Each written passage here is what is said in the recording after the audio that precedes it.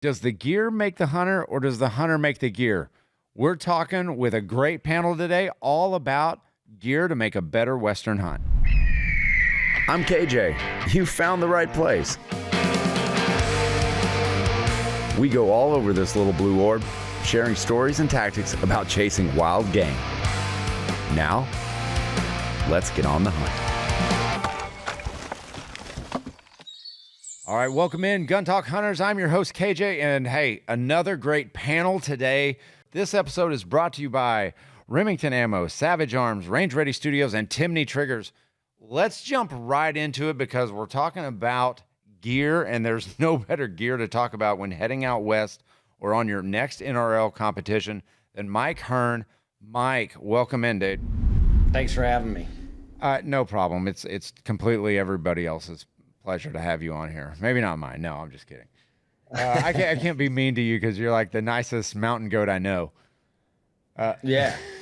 So you're working with Tricer, and they're a relatively new player in the hunting world, in the PRS and NRL world. How much of a difference does gear make when you're talking about hunting out west? I mean, gear,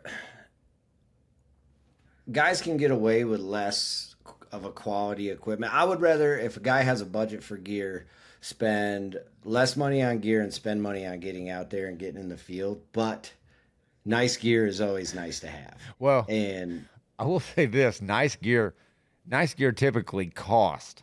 Like when you're talking about like high-end tripods or your bipods or whatever it might be, you're talking a big expense. And a new guy entering this world or a new girl entering this world, I worry about that cost and them looking at it going, how do people afford to do this? Because I've got to get out there and then they're telling me I have to carry everything in. I have to carry all my backpack in, my sleeping, my food. So I want it to be light because I'm not Arnold. Like so what does that look like in today's modern day of gear? yeah, I mean, from a purely like tripod bipod standpoint, that's one of the things that we try to tackle at Tricer is having a price point that is attainable to the average person.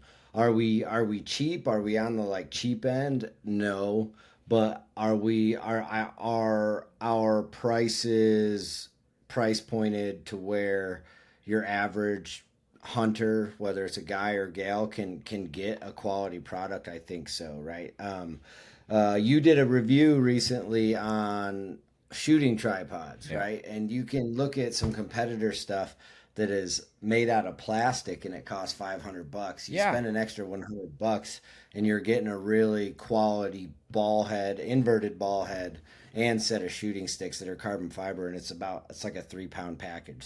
Yeah. So you can carry that into the field. Well, and the price point for me is it's a big thing. I would love to have those weight savings, but it's got to work. And I think when we talk to Brady, I think he's going to say the same thing, man.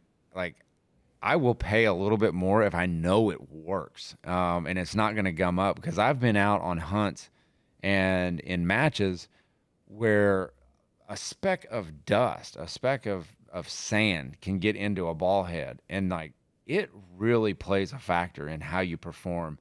And that translates into hunts. Like we don't always hunt in perfect conditions.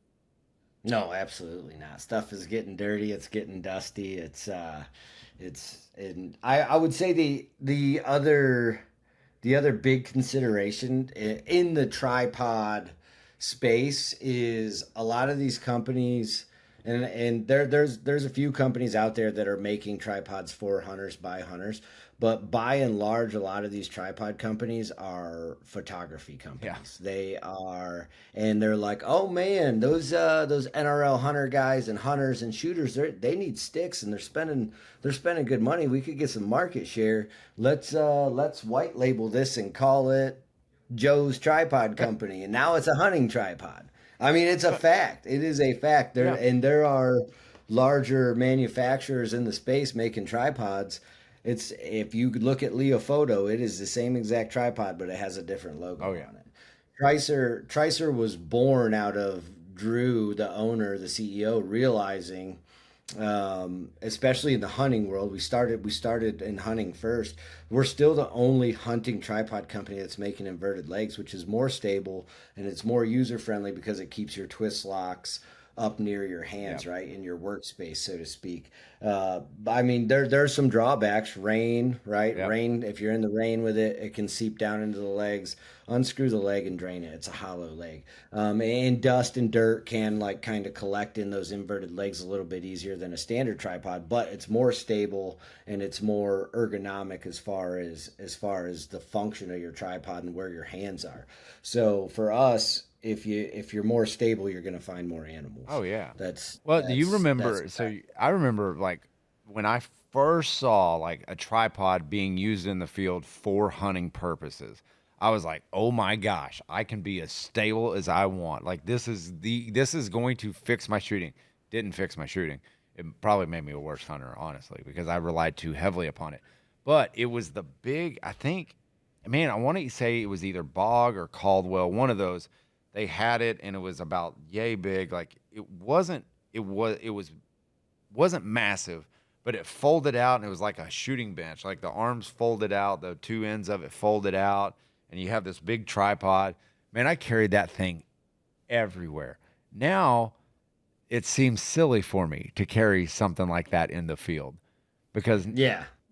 I mean it's just like it seems silly because I'm like, man, I can get just as stable on just the balance and the structure of a normal tripod using an Arca Swiss rail. Yep. Well, without or a bipod, if you're already carrying a normal tripod to glass off Yeah. from, like our bipod goes up to 30 inches tall. So using our bipod fully extended with your glassing tripod as a rear tripod to reach out and touch something and get stable. And I think that's something, and I'm sure Brady can talk about it, but those are skills like I went to Army sniper school. They never taught us rear tripod, right? So that's a newer development in like the last 10 years of shooting. And Yeah. I think the competitive shooting side, PRS, NRL, Hunter, that a lot some of that stuff that's coming straight out of there. Those guys are figuring out how to get on target quick and like get their breathing under Yeah. control and then squeeze off a long shot, and they're figuring out ways to get stable and do more with less. And so some really good stuff I think is coming out of NRL Hunter, and I would love to see some of those skills being like kind of taught Yeah. in the hunting world by and large. Because if you're not, Brady, you correct me if I'm wrong, if you're, or KJ as well, but if you're not like in the NRL hunter community, when you say rear tripod to somebody, they're They're like, like, what? what are you talking Where are you about, putting it right? at? So, and I literally just had a customer service call with a guy, for Tricer. He's got the bipod and he wants to mount. He's got the Salmon River Solutions rail Yep. with Arca and then the pick. So it's all in the front. It's the short rail. And he's like, well, I'm having a hard time getting it mounted I'm going from bipod to tripod with it up there. And I'm like, well, if you've already got your glass set up on your tripod and you've got our sticks and you can shoot over the brush, you can get 30 inches tall, right? If the situation calls for it, why would you take your glass off the tripod to Yep. make that long shot, put the gun on the tripod? Like, why not just extend those bipod legs Yeah. and use that tripod for a rear support and send it? That's So, and that stuff, I think it'll definitely catch on. Like I've been showing guides this oh stuff yeah. and trying to kind of spread the knowledge because they all kind of deal with the same stuff, especially if they have a client that they don't have the utmost confidence in their shooting ability, which I feel like 90% of guides, when you talk to them, they get their hunter into camp and Yeah. have them shoot the 100-yard berm, and they're like, oh, Oh we got our work cut out for us yeah. on this Oh one, yeah. right? They see it real quick. So, Man, I'm but breaking that down for guys and having that planned already and maybe rehearse it at camp when they're yeah. shooting that 100-yard berm, then Yeah, you it's definitely changed their perspective, and I'm glad you brought up. I'm really glad you brought up the competition side of this because I want to jump over to Brady and I want to talk to him about this. But first, we're going to take a real quick break from a word from our sponsor. Looking to trim a few LBs out of your pack or just your firearm? Check out the Savage 110 Carbon Predator. 2 swing swivel studs, matte black carbon steel receiver, 2-piece Weaver style bases, proof research barrel. Yeah, it's carbon wrap, so that's where some of the weight savings is going to come. And you won't be disappointed because they offer it in a lot of different variations. 6mm arc, 223 Remington, 22-250, a favorite of mine, 308, 65 Creedmoor, and 300 Blackout. Now, you're talking about weight. You're talking about, well, how much really is it going to weigh? Trust me, you're going to be able to carry this thing all day. It's under that 7-pound range, so I promise you it's accurate too. So trust Savage 110 Carbon Predator for all your weight savings. First Person Defender YouTube page is out. You got to go like, comment, and subscribe, and I promise you, you're going to like what you see over there because you are going to get a view. Each week, we're going to be launching new episodes. Season 14 is coming out soon, so get over there and check it out. You got to like, comment, and subscribe. We want to push this thing out because we want more people becoming more aware of their personal safety. If you like tips, tactics, watching people and seeing how they react, and you being the Monday morning quarterback that you are, I know you're going to love it because you're going to say, whoa, I wouldn't have done that. I would have done it totally different. Well, would you have? Because I'm going to be honest with you right now. There are a lot of people out there that says, I'm going to just turn it on. I'm going to know when my attack comes. Well, if you know when your attack is coming, I sure as heck wouldn't be there. But watching First Person Defender gives you the opportunity to say, yep, I wouldn't be in that situation because I'm going to see it way before that. And you're training your mind. All right. So go like, comment, and subscribe to the YouTube page over there. The First Person Defender is going to be hot. Feel like your trigger's holding you back more than your ex?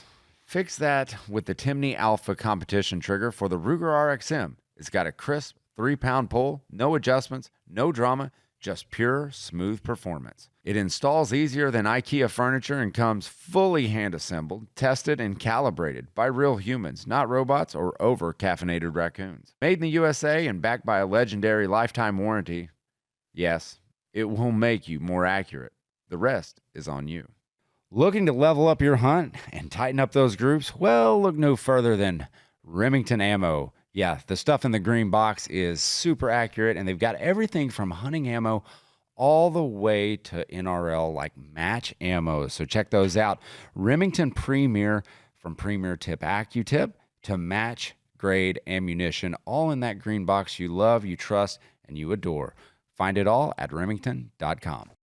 Hey, get your heads up. Heads up, right up here. Tactical treasure hunters, beware. Optics Planet just became your new favorite adult toy store for gear. Let's get that out of the way. Want scopes, red dots, night vision, and stuff totally you probably don't need but will absolutely buy anyway? Yeah, I thought so. Use promo code GUNTALK at checkout and get 5% off your order. That's right, 5%. Not 2, not 3, 5. Like the fingers you'll use to type that code in while pretending this wasn't my idea. So go to Optics Planet, check it out, enter code GUNTALK, and get your 5% off. All right, we are back, and hey, let's jump over to Brady, and let's see what he has to say. Now, this guy, I'm going to tell you right now, Brady is probably one of the finest shooters that I've had the pleasure to shoot alongside in the NRL community and PRS community. He is by far technically more advanced than I hope to ever be. Like, I don't think I'll ever achieve his status because the dude is just a professional. Brady, thanks for joining us, man. Hey, KJ, how's it going? Thank you for all that. I appreciate that. Dude, I say that with all love and a little bit of jealousy. It's fun, man. So you have extensive experiences, and you've won countless matches within the NRL and the PRS community. And when we talk about these new techniques that you guys are evolving, that transfer over into the hunting world, how do you guys see this differently than years and years and years? We've known what tripods are, yeah, but you guys seem to have made this giant jump in how to brace yourself to make the shot. Yeah, I think it all comes from, in my opinion, you think of the size of an elk or a deer, and then you go to a PRS match and you're shooting targets that are like the size of the actual heart, not the vital zone. They're the size of the heart, So we're having to hit these steel plates that are small, and you got to do what you can to hit them. So I think Yeah. it's just natural progression. You've got tripod rear has been a huge thing over the last few years. Bags have come a long ways, which, some guys that listen to this, if they're just hunters, they may not even realize what we're talking about when we talk about bags. But this weekend, for instance, at the match I'm going to, I'll carry two different bags, one light bag for certain things and one heavy sandbag for certain things. Yeah. What's your feel like? I know we're jumping over into a little bit of bag talk, but this is part of the gear aspect of shooting more effectively and more efficiently to make every shot count. What's your fill look like? And as far as in my bag? Yeah, what's in your bag? I want to know what So, you're filling it with. Just sand. I just get the standard, well, I think it's just sand. I know some guys put glass beads in them. I just run with sand. If it gets wet, it does suck. It turns into a brick. And that's part of the reason I'll carry the lightweight bag is it can get wet and it won't solidify. The lightweight bag is like these little super light foam beads, and it's light. Like I'll carry it hunting. I'll just hook it to my pack. For rear support, or like if I can go prone, it's great. If I have to shoot off of something hunting, I do whatever possible to get either prone ideally or tripod and triple pull rear or triple pull tripod rear. Yeah. That's if I can't do that, chances are I probably need to figure out a different spot to shoot from, because you should be able to get prone in most situations, I think, or at least off the top of a tripod. Yeah. So we keep saying this, and I know there's a lot of listeners out there that say they keep saying tripod rear. And I apologize. I probably should have addressed this with Mike. Can you explain what tripod rear is? So in PRS, NRL Hunter, we'll carry our tripods to glass from. In PRS, you may have a prop that, let's say, we'll go with the cattle gate, for instance. So there's multiple different tiers in the cattle gate as you go across. And you may have one target at 650 yards and you need to shoot from 10 different positions. Well, when you walk up and fill that cattle gate, if you shake it generally they're not solid, almost never. So you got to figure out how to get the most solid. Well, you can fully extend your tripod. We have these bags that clamp on the front of the rifles, or you can just throw a bag up there. Slide the front end of your rifle in there so it's sitting on the stock or the chassis. And then you'll grab that tripod and you kind of get in position and you bring that tripod in, and then you can kind of press it against the butt of the gun or the chassis, and you can get in there and get solid. It's about as solid as prone. Like they're really, like my wife shot her bull elk that way with a bipod out front with a tripod out the back. It was 650 yards with a 300 Norma. Just helps you get over the brush and you can get super solid, and it's great. We shoot that way a lot. Man, you guys are making me think of stuff that I'm doing wrong as a father. Like right now, like if you're not teaching your kids how to shoot tripod rear, you're really you're behind the eight ball, because every night, like leading up to season, like so every night my kids go home and they dry fire. I just make them get used to that trigger and feel that trigger. And now I'm thinking like it's almost like an NRL stage, one target. They have 4 different positions. So they'll go up and they put their bag down. I'm making them do some bag work. But I have not incorporated rear tripod, so I'm a bad father in that. If you can, that's what I mean. People don't realize, like, it's funny, and I think everybody deals with it, especially in the shooting world. Like, you'll have your neighbor. He's like, "Oh, you shoot guns? I shoot guns. I shot an elk at 1,250 yards, hit it every time." And I'm like, if you can't tell, I have a neighbor that's that way. And I'm like, he doesn't know, like he just knows I shoot. But I'm like, people have no idea the caliber of shooter that exists in the competition world. Most of us, even your guys that aren't in the top, like just guys that are coming to have fun, but they've done it and they've learned how to get steady on a rifle, they kill stuff. Like not much gets away from a guy who shot a competition. And I know I got a buddies, same thing. A lot of them are archery guys getting into rifle stuff now that I've done it for so long. But they're like, Yeah. I had no idea how accurate a rifle can be if you just practice a little bit. Boy, that man, you've hit the kind of nail on the head all the time. Like I'm sitting there saying, well, used to, back in the day, they would, I forget which Japanese officer said it, but they wouldn't invade America because there would be a gun behind every blade of grass. Yeah. Now there'll be a sniper behind every blade of grass because when you start to talk about like the competition out there and how good these guys are with a long gun, there's a full army of trained shooters out there that can shoot any different position, and it's because of gear.